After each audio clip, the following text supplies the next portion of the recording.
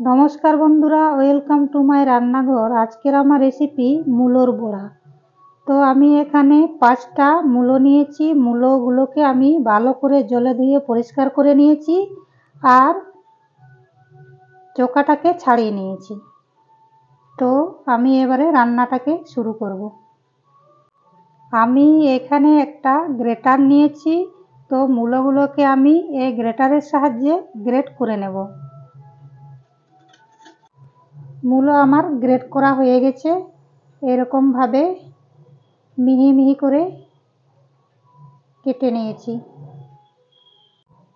এবার এই মূলোটাকে এভাবে হাত দিয়ে চেপে চেপে মূলোর ভিতরে যে জলটা ছিল বের করে দিতে হবে। এটার মধ্যে আমি একটা কাঁচা লঙ্কাকে কুচি করে কেটেছি আর কিছুটা পেঁয়াজ কাটা নিয়েছি। পেঁয়াজ, মূলো আর কাঁচা লঙ্কাকে আমি কিছুক্ষণের জন্যে ভালো করে মেখে নেব, তাহলে পেঁয়াজ অনেকটা নরম হয়ে যাবে। এবার আমি সমস্ত মশলার উপকরণগুলোকে দিয়ে দেব। পরিমাণ মতো নুন, জিরের গুঁড়ো, লাল লঙ্কার গুঁড়ো, হলুদের গুঁড়ো।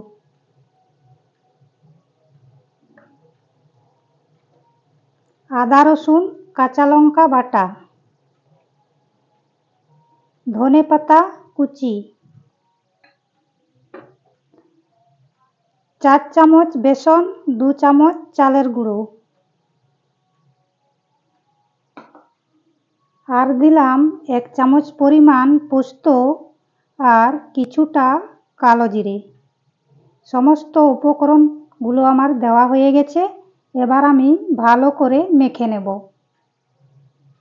কড়াইতে তেল গরম হতে দিয়েছি। সমস্ত উপকরণ আমার মেশানো হয়ে গেছে। এবার আমি বড়ার আকারে চ্যাপ্টা চ্যাপ্টা করে ভেজে তুলে নেব।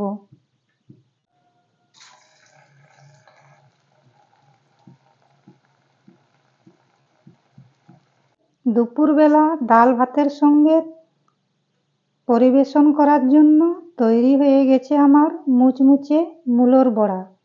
তো বন্ধুরা, আপনারাও একদিন অবশ্যই বাড়িতে বানিয়ে দেখবেন, খেতে খুব টেস্টি লাগে। তো আজকের ভিডিওটা আমার এই পর্যন্তই। নতুন কোনো রেসিপি নিয়ে আবার হাজির হব। সবাই সুস্থ থাকবেন, ভালো থাকবেন। ধন্যবাদ।